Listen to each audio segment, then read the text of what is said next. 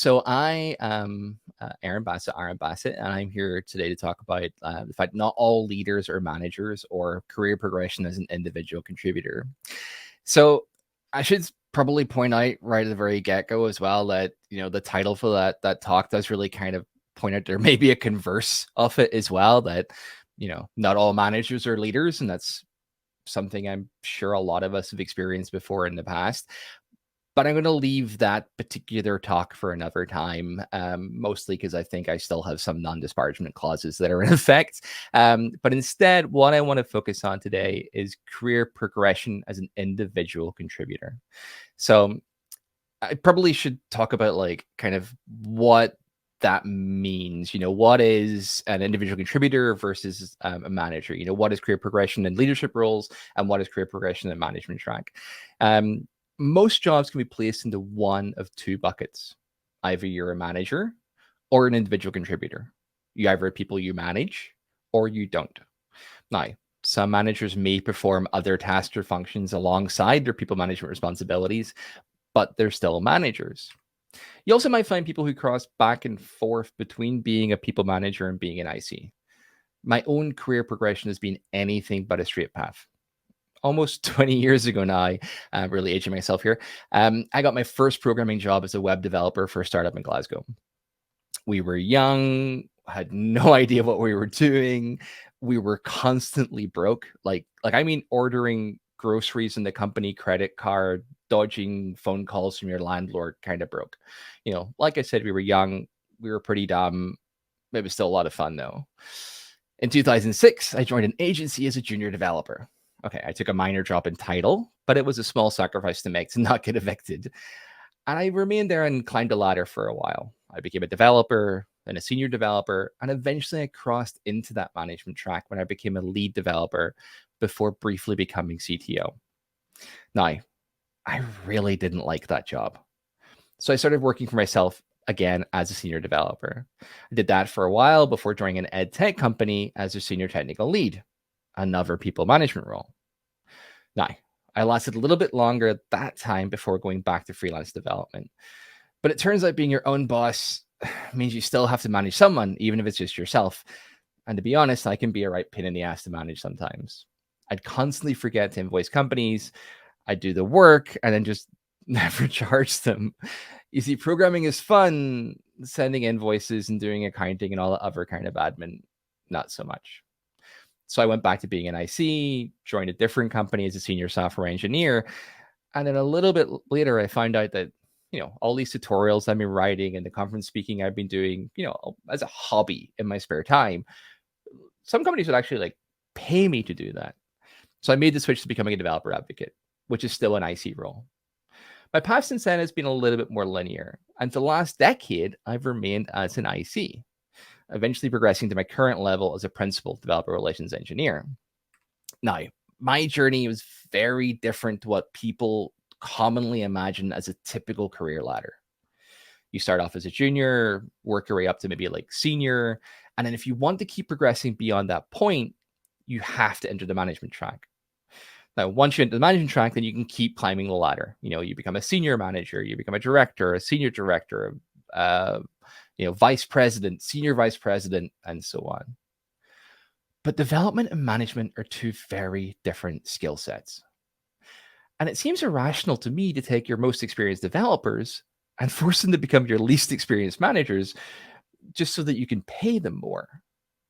Now, of course, some developers may want to become managers, and that's perfectly fine, but it shouldn't be your only option.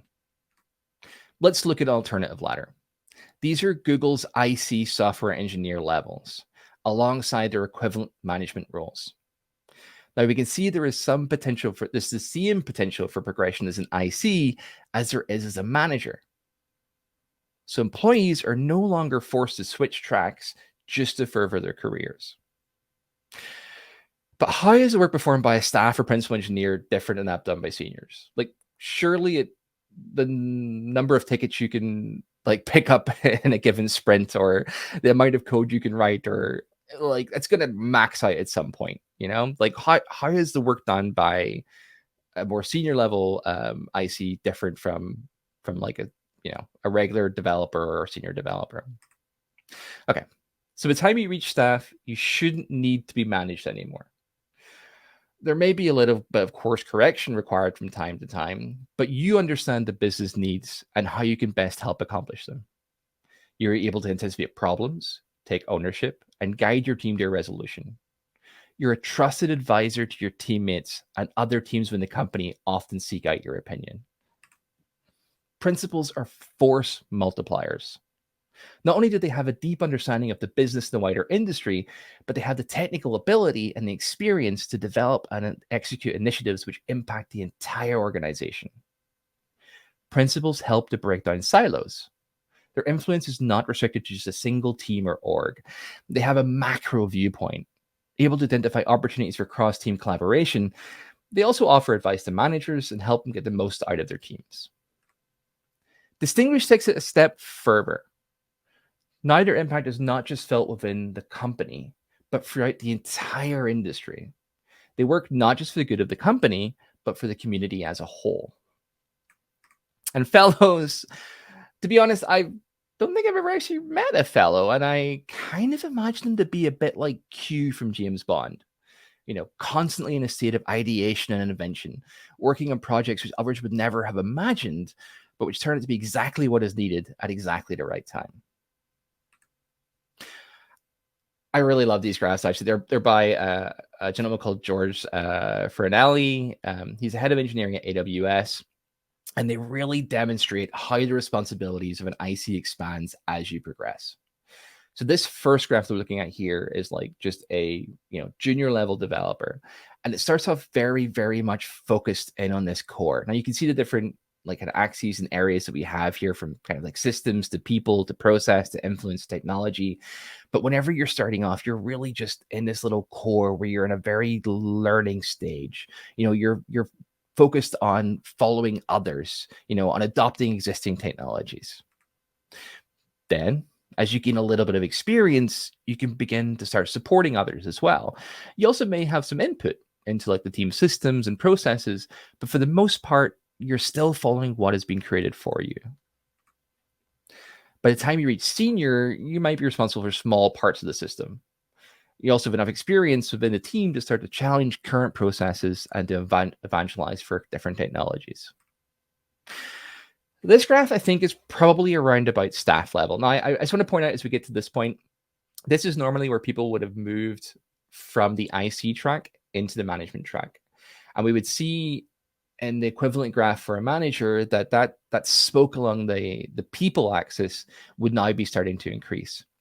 But really, as we shift from even kind of senior into staff, and we'll see in the next couple of graphs beyond that into kind of like principal and distinguished, we don't really move down that people axis at all.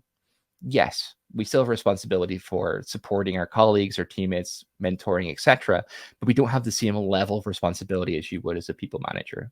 So like that part of the graph, if you look out for it, will not move from this point forward. But yeah, so this I think is around about staff level. By this point, you're a master of your technologies. You're not just challenging the processes anymore, but instead you're going to help shape and refine them. You're going to come with solutions rather than just challenges. You've also started to work across multiple teams rather than just within your own team. By principle, you're now responsible for entire systems. And the technologies that you're creating and initiatives that you're leading will have a company-wide impact. And here this is going to be our last graph. This is for a distinguished IC. Now, we'll see in distinguished, that hasn't really changed that much from principal. The scope of work remains very much the same. It is that impact that increases. We've moved from something that is now our influence being solely within the company to being community-wide. Okay, so what is an example of a company versus community-wide impact? This is Paul Bassett. Back in 1995, Paul had just finished his freshman year in college and begun interning at Microsoft. During his internship, one of his more senior colleagues told him to make sure they don't just stick you off in a corner working on something unimportant. Very good advice. And Paul really took this advice to heart. After his graduation in 1998, he moved out to Silicon Valley in the hopes of joining a startup, somewhere where he can make a real impact. Paul had been using Linux since before he started college. So when he read on Slashdot about this little startup in Palo Alto, which is building clusters of Linux machines, he decided to interview with them. And that's how Paul became employee number 23 at this tiny little startup called Google. Now, Paul is credited with coming up with Google's original motto, the "Don't be evil," which I'd argue had a company-wide impact. It didn't have in my opinion, didn't have a industry or community level impact.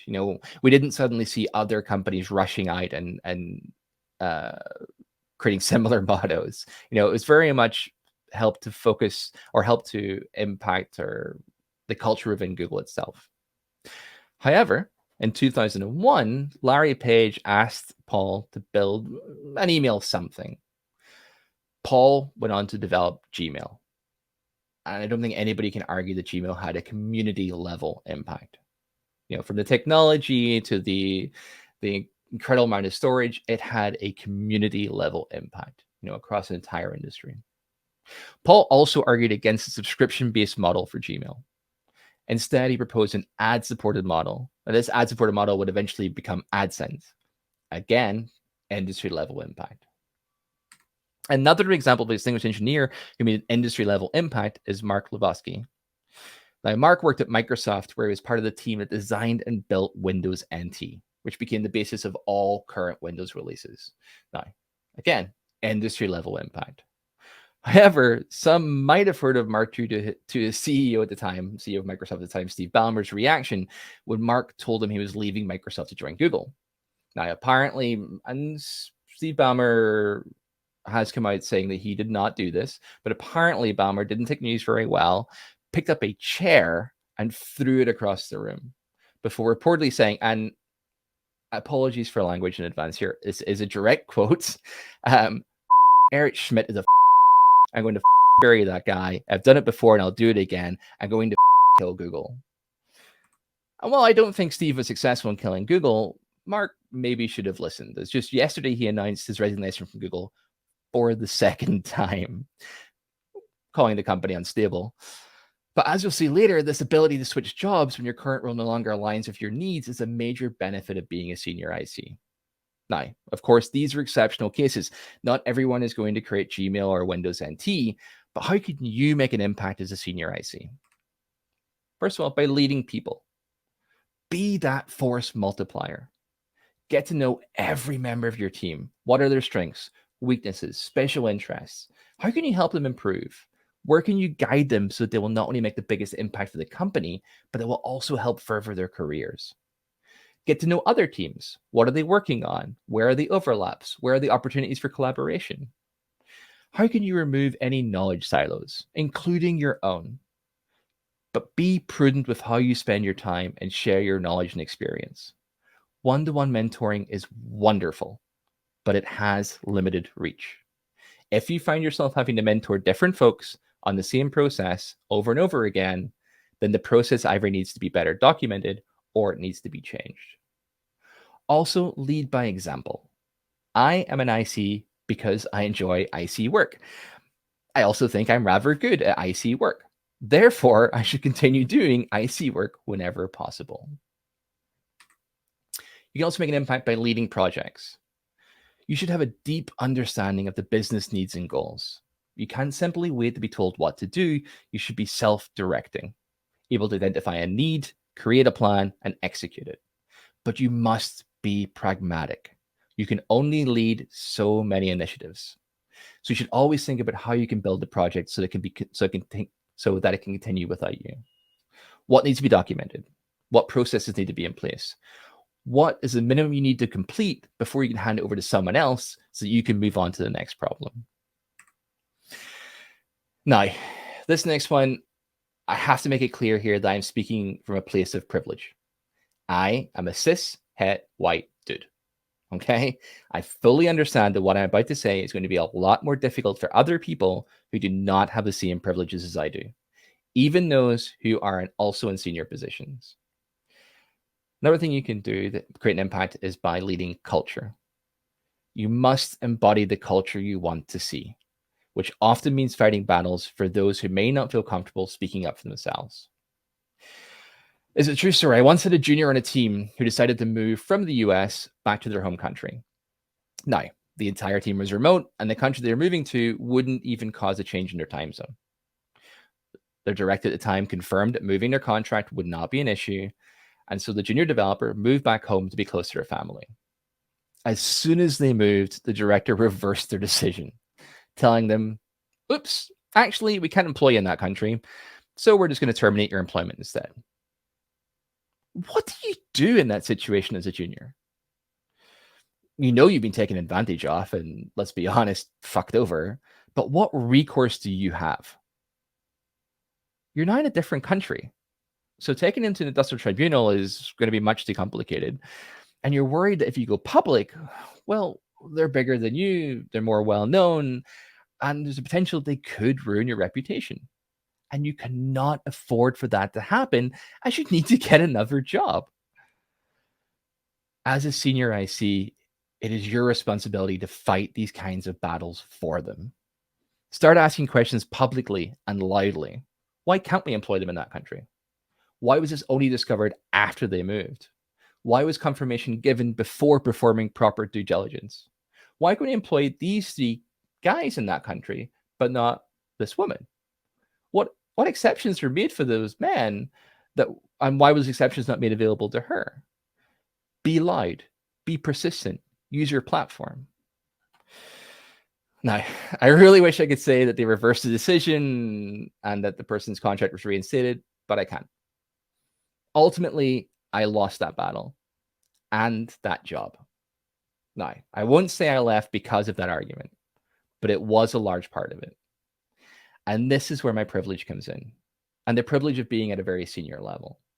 You do not need to remain somewhere you find morally repugnant, because how else do you feed your kids? You will nearly always have options. On average, it takes somewhere between 12 and 20 years of experience to become a principal IC. The Stack Overflow survey shows that less than 30% of ICs have more than 14 years of experience. Or if we look at job titles of Google engineers and LinkedIn, 93% of them are senior software engineers or below. 4.6% of them are staff. 1.4 senior staff. 0.5 principal. 0.1 distinguished, and 0.01 are fellows. So if we assume that there's a similar distribution of seniority across the entire industry, then out of all the developers in all of the world, all developers everywhere, less than 2 million of them will be staff or above. And it drops less than 170,000 once you reach principal level. On a global scale, that is not a lot of competition. You're not limiting your job prospects by remaining as an IC. Yes, it will take time to reach those very senior levels, but that is the same for all positions, be it in the management or IC track. Do not feel that you have to become a manager to progress. There are alternatives. And don't feel pressured into becoming a manager just for a pay bump either. Become a manager because you want to, not because you feel you have to. Thank you all so very much for coming to this talk. This is kind of like normally where I start up my socials for everybody to follow. But right now, I really have no idea what social network we're all going to be on by I was going to say by next week, but by tomorrow, by the time there's probably 4 have launched the time I've been giving this talk, let's be honest. I tend to try and sign up for them all as Aaron Bassett. I'm still on the horrible Bluebird app for the time being, so you can get me there. Or if you have any questions now, I'd love to take them.